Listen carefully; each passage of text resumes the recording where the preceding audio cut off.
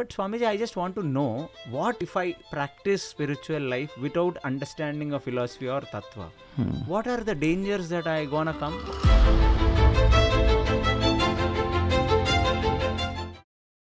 This is directly coming from Lord Chaitanya Mahaprabhu. He said, Siddhant boliya na chitte kara alas, iya lage Krishna sudhira manas. He said, if you don't understand philosophy and if you simply practice spirituality, then your mind will not be fixed on the holy names of God. Philosophy is a language of love. Philosophy is a language of love. Yeah. Wow. That's I never heard philosophy. this. Hi, welcome to KC Talks. In the series of podcasts that I am doing on philosophy and Bhakti Yoga with Dr. Keshav Anand Dasa, we heard from him how to practically apply a technique of chanting holy names of the Lord in the previous episode. He has given a lot of examples which are implicated to us into day-to-day life and day-to-day transactions. But I have a doubt. Has he made this technique, or has he applied it to himself and it worked for him? Or is he getting it from his guru? Is he getting it from scriptures? I have no idea about it. So let us deep dive into the philosophical aspect of the technique that he has explained on chanting the holy names of the Lord.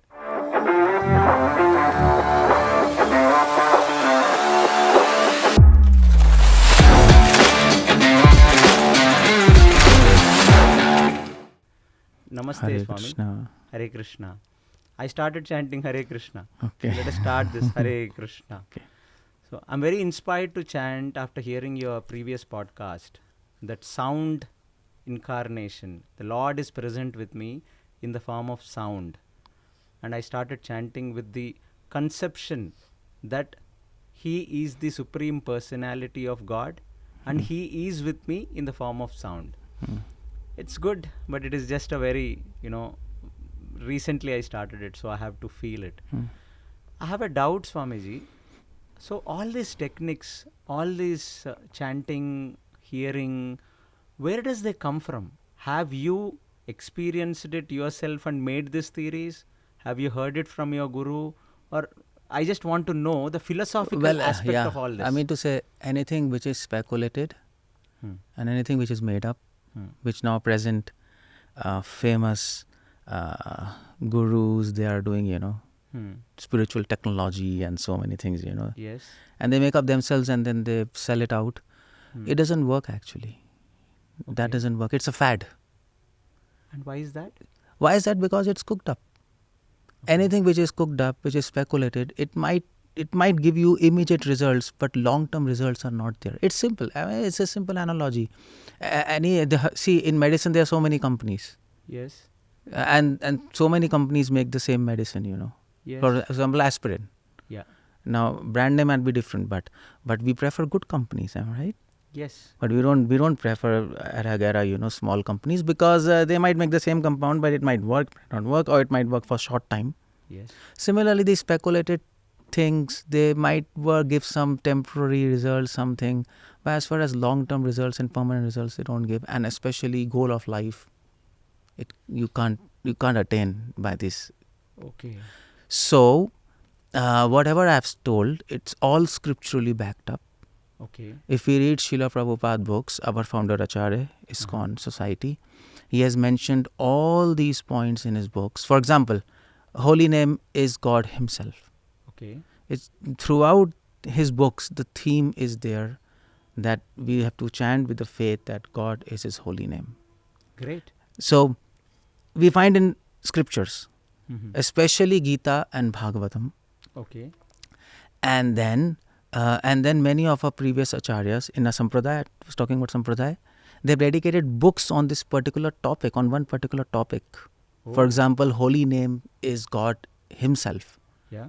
The entire theme of Bhaktivinoda Thakur, one of the famous acharyas in our sampradaya, has written a book, Harinam Chintamani, Okay. Bhajan Rahasya, Okay. and Bhakti Tattva Vivek, Okay. Amnaya Tattva. These are names. I'm just quoting because you're asking from where I'm speaking. Oh, all these theories that you have explained, Yeah. all these books are on the holy name. On the holy name and on focus on one particular point. Okay.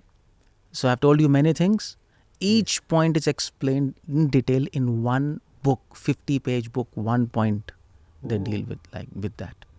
Vishma Chakri Thakur, he has written a book, Madhurya Kadamni, Okay. and it's very detailed about. You were asking how do we proceed in bhakti? Yes. Yes. I told in simple logic. Oh. But if anybody wants to hear philosophical backup, Madhurya Kadamni is there. They can read that book. So there is a whole lot of philosophy that is backing your Yeah. techniques and your theories. Yeah. Okay, a little back. I just want to understand from you, if a guru in the modern scenario say that I have found a technique which is working for people, and you heard the many gurus who have found a technique, and there are some people it is working for them.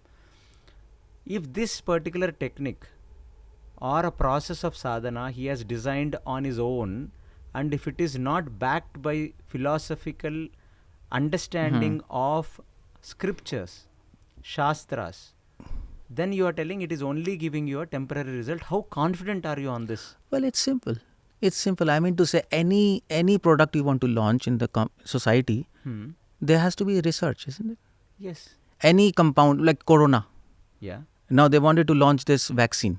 Now Pfizer did, many other companies did. But the point is, any vaccine which has to be launched, minimum 10 years of research is required. Mandatory.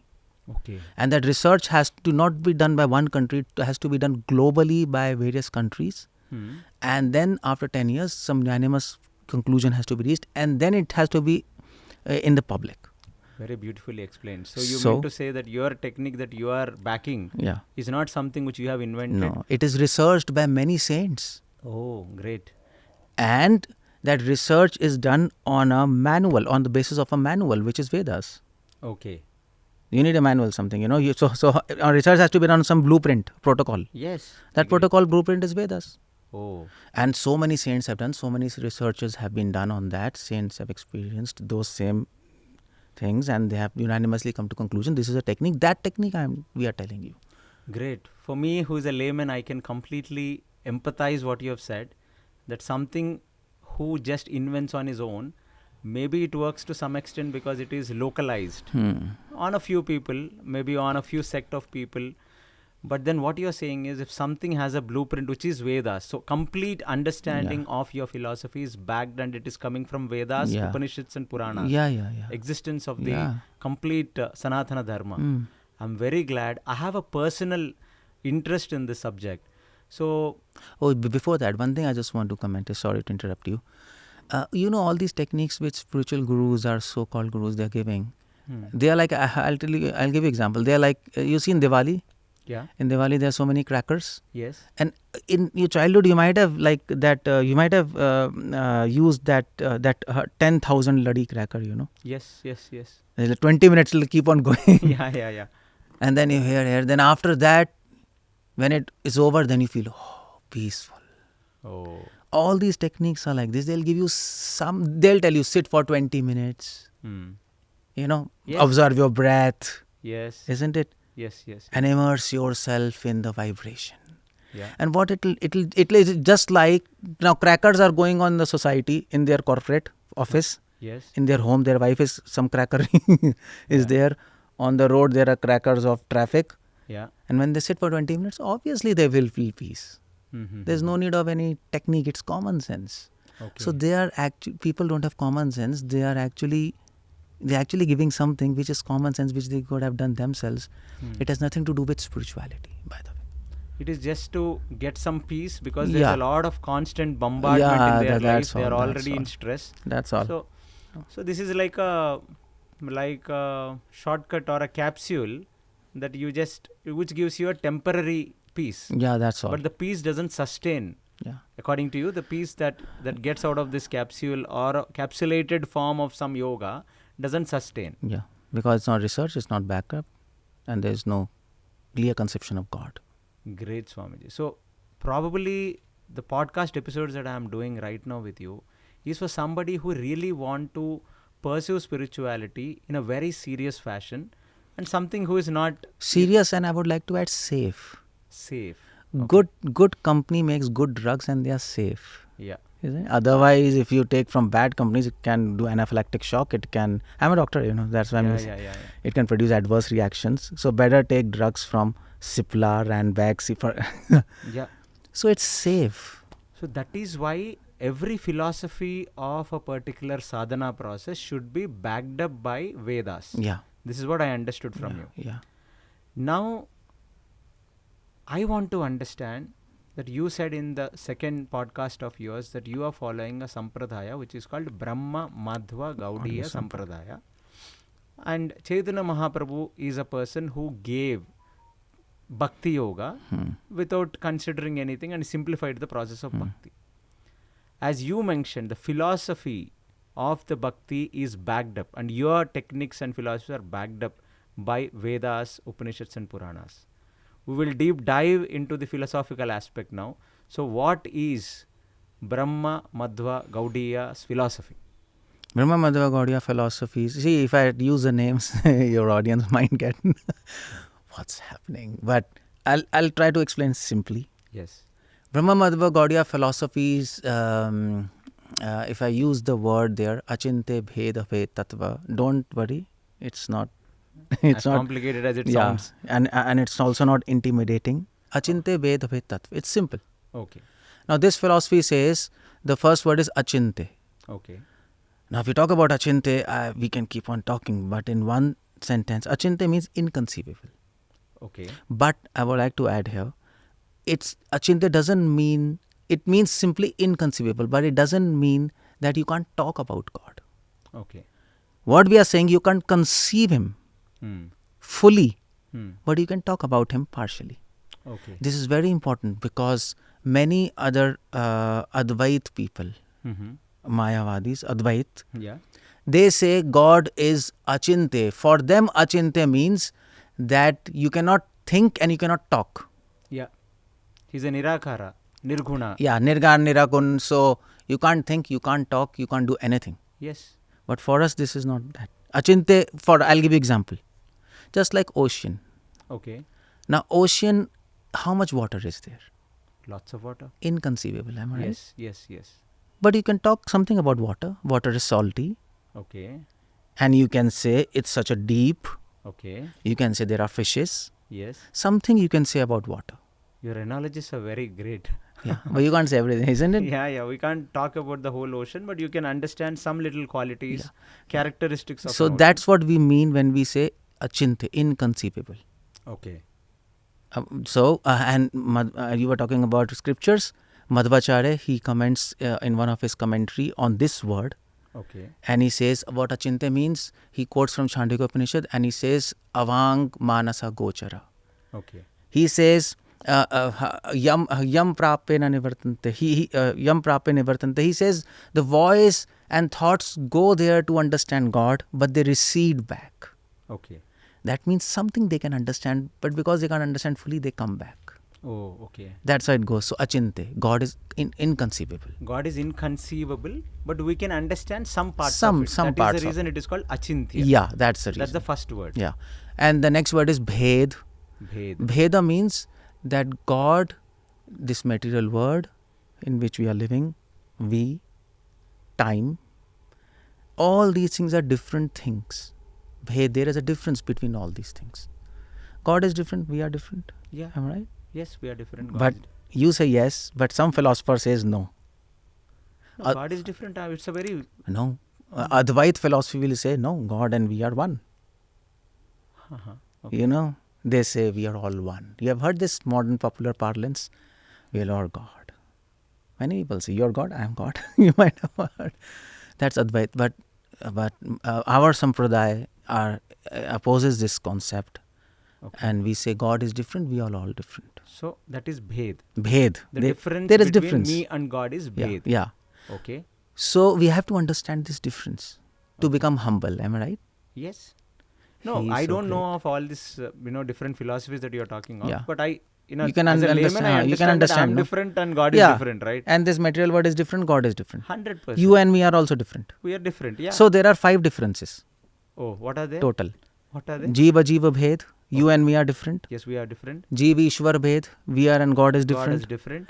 Jiva, Prakriti Bhed. We are different, matter is different. 100%. They're different. And Ishwar and Prakriti Bhed. Yes. He is different, we are different. We are Am I different. right? Yes, yes. And then Kala and Jiva Bhed. Okay. Time is different and we are different. We are different, yeah. So these are 5 differences. Okay. And we have to understand fully how we are different. Now this is the point. Oh. I just told you we are different. Hmm. But when you go to a guru, when you go deep dive, we might discuss this, how we are different. That takes time to understand. Okay. So this is difference. But for a simple understanding, Different. Achintya means who is inconceivable. Bheda means I am different and Lord is different. This is clear. Okay. So I will not get into the complex Yeah, matters. So I Let's want to keep it simplify simple. things because for my understanding. Okay, fine. And what is the third one? And then third one is Bhed, Abhed. Abheda. Now there is some similarity between him and us. Oh, there is a similarity also. Just like ocean and glass of water. There is, yeah. They are different, Yes. but some similarities are. That is water, this is water. Yeah. So in that sense, there is some similarity between God and us. Oh. So what is that similarity we have to understand?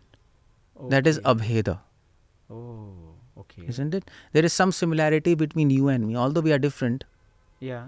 we both are spiritual. Yeah. That is similar. Yes. Although we are different, we both are human. That is at least similar. Yes, humans are similar. So- we both have 2 hands, 2 eyes. see- That is similar. So that is the whole point there. So there is some similarity. Okay. So there is some difference, some similarity. Oh. That is why the fourth word is Achintya Bhed tattva. Tattva means, Swamiji? Tattva means essence, Okay. reality. So there is some similarity, some difference. When we understand both, then that is called tattva. This is reality. Oh, okay. Oh, so I would, say it again for my own Yeah, understanding. Achintya, inconceivable. Bheda, I am different and he is different. The differences. Abheda, we are same in some way. And the tattva, the philosophy of understanding the entire thing is Achintya Bheda Abheda Tattva. Yeah, you're right. As simple as it. Very sweet. You have, because for a non-philosophical mind also you're giving with very sweet analogies, Swamiji. Very, very interesting, upamanas, basically, analogies. So, Achintya Bheda Bheda Tattva is backing your understanding of whatever you're talking. Am I right? Yeah. There is one more example, classical example, which is given by our Gaudiya Vaishnavas, Brahma Matva Gaudiya Sampradaya. Yes. They give example of sun. Okay. Sun and sun rays. Okay. Now, sun and sun rays are different, Yeah, they are different, yes. but they are the same also, because the sun rays cannot exist without sun cannot exist without sun rays. Yes. But they are different also, because when you open the window, sun rays can come into your room, but not the sun. Sun can't come. So this is classical example given to make us understand how things are different and same. Oh, this is not as simple as it sounds. Because you need to really understand tattva. Yeah. Only then the kind of understanding you have on the sadhana improvises. Yeah. Swamiji, today in this world that, I have a 9 to 6 job, I'm constantly bombarded by so many things in and around me. Do you think people can really go deep, like, understanding the tattva and then do sadhana? Yeah, simple. I mean to say, even in this word, you see, for example, in this word, people decide what to do. Suppose businessman. Yeah. I'll do business. But then he wants to understand, then he has to learn how to do business. Yes. Otherwise he'll fail. Yes. But then also he has to be convinced why to do business. What's the inspiring factor behind that? Otherwise he'll get depressed. Yeah, money. So how and why? Yes. In this material world, people say what, how and why. Yes. Similarly in spiritual life. So if somebody is serious about if I am doing business for my existence, if I am serious about it, I will understand the techniques of it. Yeah, how and I'll why. go deep into it. Yeah. How and why you'll understand. Yes. This is tattva. So if somebody is serious in the spiritual practice, He will understand how and why. he has to invest his Yeah. time to understand Yeah, this tattva. yeah, simple. Oh, that's so no, you're making things very opened up to me. But Swamiji, I just want to know, what if I practice spiritual life without understanding of philosophy or tattva? What are the dangers that I gonna come or encounter, or what are the hurdles that I'm gonna get in my progress? There are many hurdles which are going to come in your life if you are going to practice spirituality without tattva, without philosophy. Okay. What are they? And because you were asking me, is there any backup? That's why from now I'll give you some backup also, so that Okay. audience can understand. We are not just making Yes, up. yes, yes. There is a Swamiji. book by Bhaktivinoda Thakur, Prem Pradeep. Prem Pradeep. Yeah. Okay. And in that he gives dangers of following spirituality without philosophy. Oh. There is one more book which is very technical, which is called as Dat Kaustubham by Bhaktivinoda Thakur. Okay. In that also he gives dangers of following spirituality without philosophy. Okay. And if those books seem very complex, then there is a book. You can go to Hare Krishna movement, any center, and you can buy a book, Bhakti Rasamrita Sindhu, Nectar of Devotion. Okay. And there also Rupa Goswami, the author, Yeah. he gives the dangers of following spirituality without philosophy. Oh. So now what are the dangers?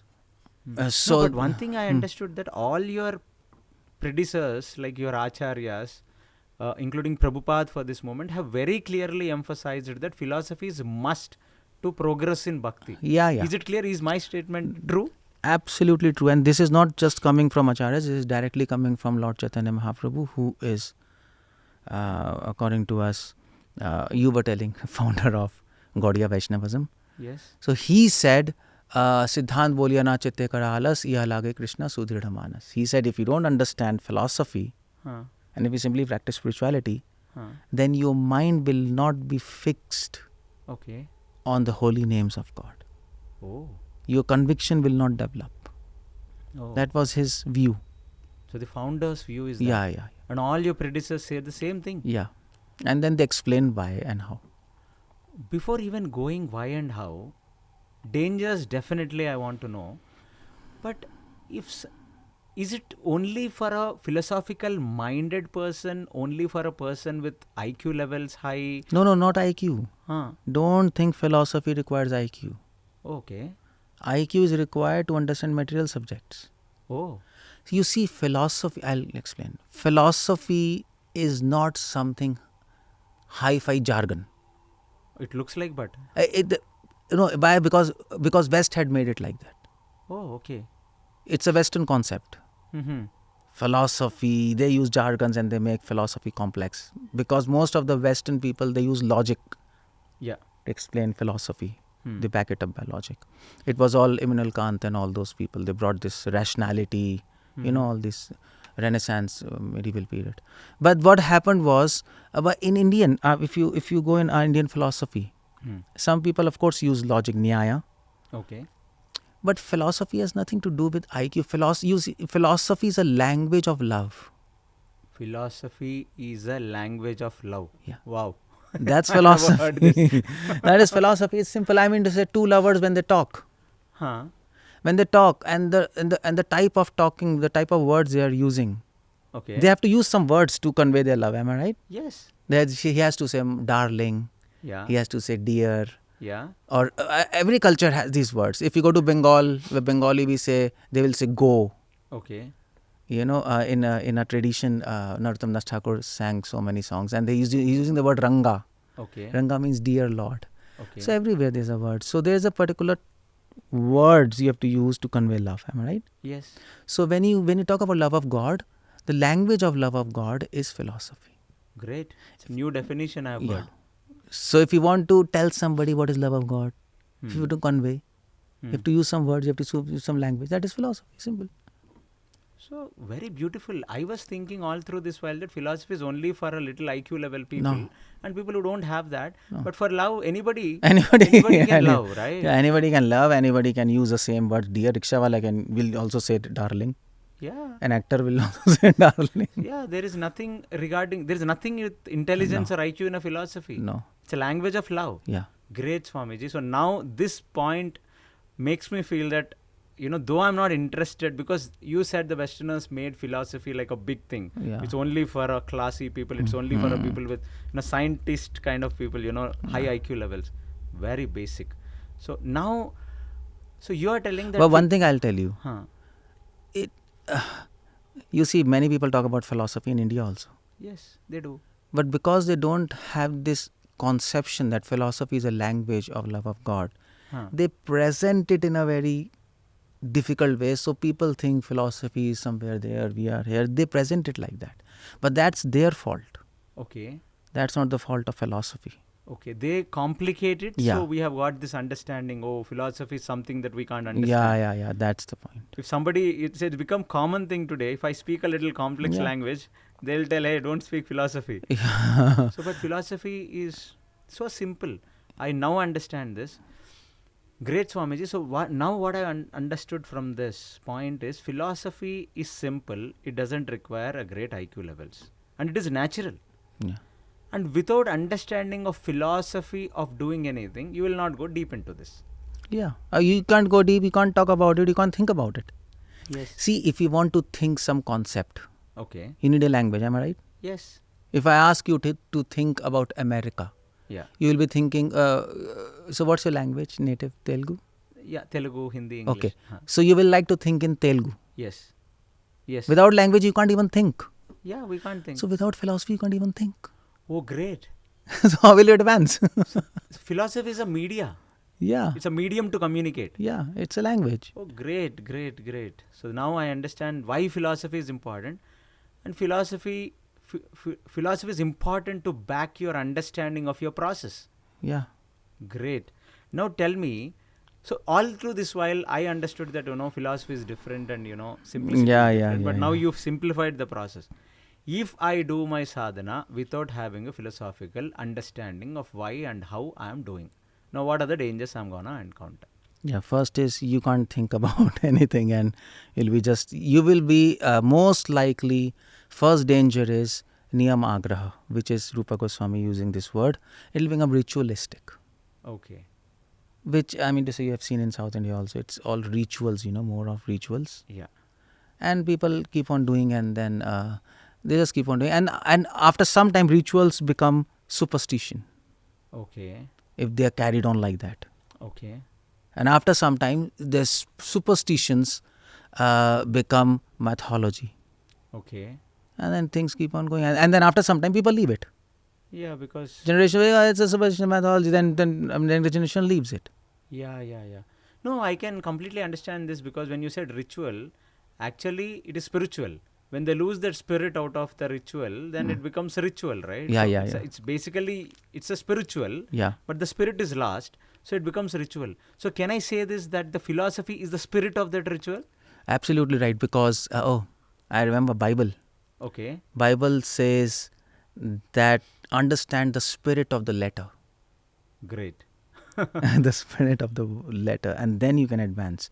So absolutely, you use the right term, spirit. Spirit. So the spirit of doing anything, if it's lost, it becomes mundane.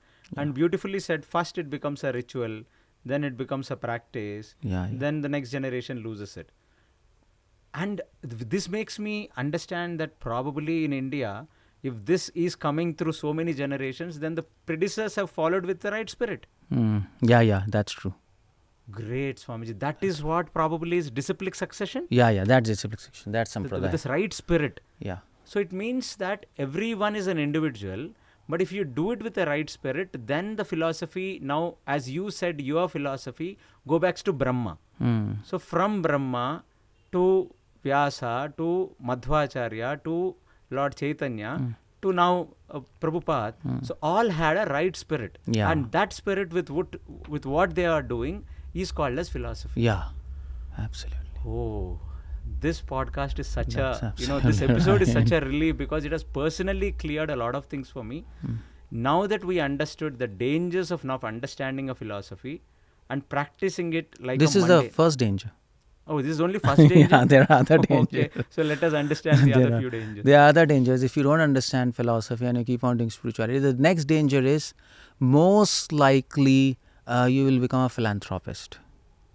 Oh, we end up becoming a philanthropist. Because, I mean to say, you're practicing something, you don't understand the spirit, you don't understand the philosophy. So people view you as a good man, good person. You also feel I'm a good person, I'm doing something good. it is like seen simple ways: be good, do good. Say Yeah. good. So then they become philanthropist, do good for the society. This is God's work. You see, Okay. God resides in him, so I have to help him. You know that. Yeah. So all these kind of speculated ideas creep up, Okay. and they end up in philanthropy activities, and they forget the aim of life, God. So Yeah, philanthropy in itself can do good to the society, but Yeah. it can't really benefit in your spiritual yeah, journey. it's a That's what difference, you're no? telling. It's a It's a difference. punya. It's a You punya, definitely yeah. get good reads, but as a spiritual practitioner, Yeah. that may not help you. Yeah. Okay, great. So that's understanding. another danger. Another danger of practicing without philosophy some spiritualities.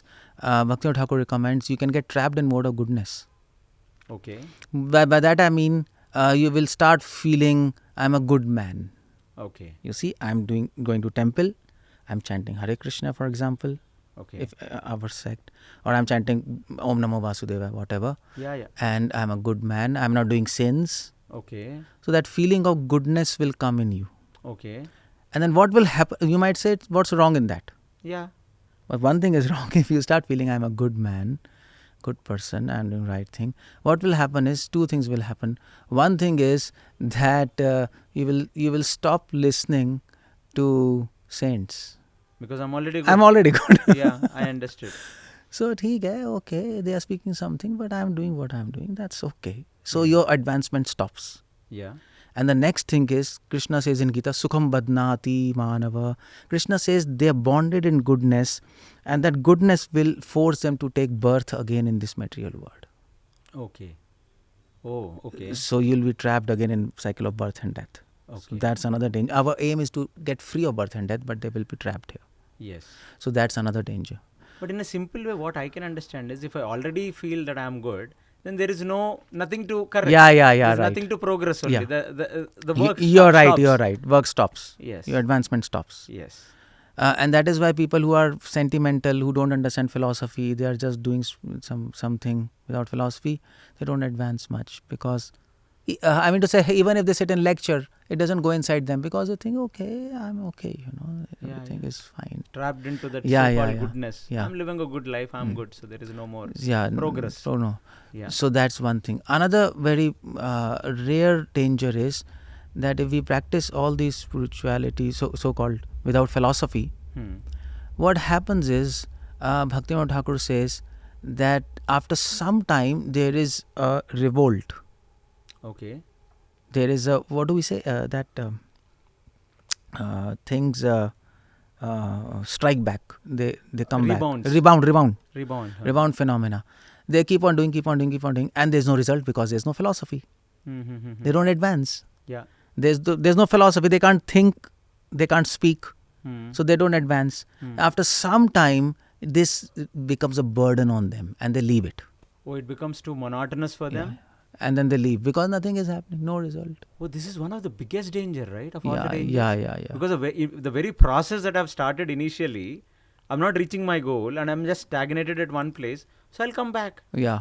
Oh, that's the biggest danger, no, Swamiji? So either you come back or you stay there and you're just existing in that. Oh, this is very... So it's a big problem. It's a very big problem. Yeah, very big problem. So are the problems ended now? Or No, there more one more, problems? just last one.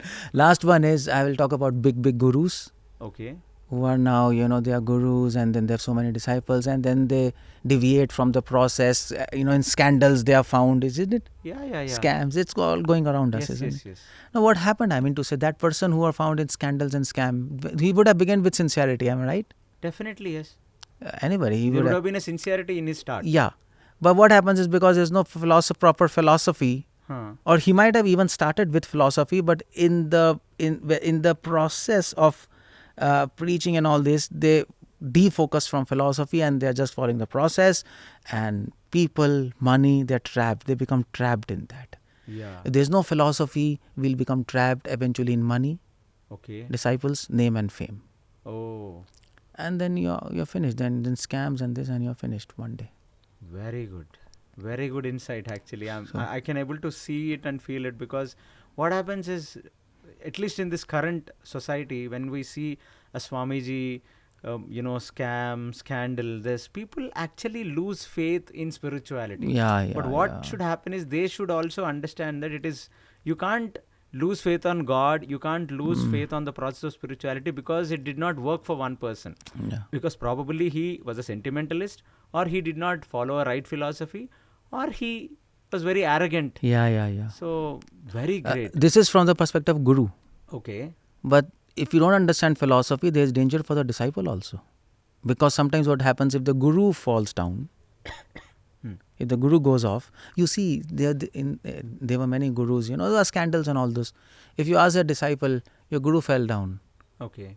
So then if you ask, and if he has no philosophical understanding, he will do, my Guru is doing Leela. Oh. It's all over there. Yeah. He is doing Leela, and they might say, okay, fine, let him fall down, but still we have to be faithful to him, this and Yeah, that. it's a sentiment, right? Sentiment. Yeah, you And can't see things as they are. Then they waste their life. Oh. This is another biggest danger. Another biggest danger. You can't yeah. really understand what is going wrong with the person. Yeah. Oh, this is the most problem what we Yeah, see in yeah, the yeah. current society. Yeah. Because they understand there's something wrong with this Guru. But then they feel that, oh no, we should not be seeing it like that. Yeah. Sentimentalism, right? Oh. Now, is this the final Yeah. danger? Oh, so many dangers, and they're not small dangers. They're not small, yeah. They're not small. Actually, philosophy is not only for an individual. Philosophy is for a society. Yeah. It works at a level of society to true. make things correct. That's to true. make people follow the right Guru. To make people choose right Guru. Yeah. That's and true. to progress really hard, fast in their spiritual life to reach the you're goal. right. Beautiful session, You're Swamiji. Now with this session, I am completely convinced that whenever you pick up a process, either a bhakti yoga or probably some another yoga also, you should first go check the philosophy. You're right. Whether It is like that. Sorry to interrupt you. I'll just lose the thought. It is like that. Suppose if you go, it is said, many researchers have come to this unanimous conclusion. If you want to know any civilization, okay, either in history or present, how do you know what kind of people were there? In history, suppose Roman civilization. we understand Greek. we understand with their culture. Okay, fine, culture. But how do you know what was their culture? Because it's in history, it's lost. Now you might go and do some archaeological findings, isn't it? Yes. There are articles, Yes. what kind of things. But the best way to understand any civilization, what kind of people were there, is their language. Oh, okay. By language, you can understand what kind of thought process was going in their mind. For example, European language was a barbaric language. Oh, okay. So people could, and Indian language was Sanskrit. Yeah, sophisticated. Sophisticated. So their thinking is also sophisticated and highly cultured. Great. And this is what is number one thing to understand any civilization: language. Okay. Now, if you want to understand a spiritual group, any spiritual group, Yes. you have to understand the language. Yeah. And what I told you, language of spirituality is philosophy. Yeah. So you can understand the level of people by the understanding of their philosophy. Oh, okay. So you were right. Philosophy works on social level, individual level, word level, and philosophy is the only thing by which you can understand how they're advancing, what they're advancing, why they're advancing, are they advancing or not advancing. Yeah. Only philosophy can tell. That is why without philosophy, everything is zero. Can I say this for a simple understanding? Philosophy is the heart of the sadhana. That's true. Okay. Philosophy. Great. I'm really convinced now that philosophy is very important before I even take up anything. Yeah. And even for the people who see this podcast, whatever they are following, if they don't understand the philosophy, and that philosophy should not be a man-made or individual speculated philosophy, it should come from a deep research and it should pass on in a lineage with the pramanas of Vedas, Upanishads and Puranas. If that is substantiated with this, with all the past, then that philosophy is deep enough and it works universally. Yeah. Great. Absolutely. Now, this makes me very interested now to get deep dive into the philosophy of Achintya Bhed, abhed, tattva. Thank you so much, Swamiji, for convincing me the importance of philosophy. Thank you so much. Hare Krishna. Hare Thank you. Krishna. Hare Krishna.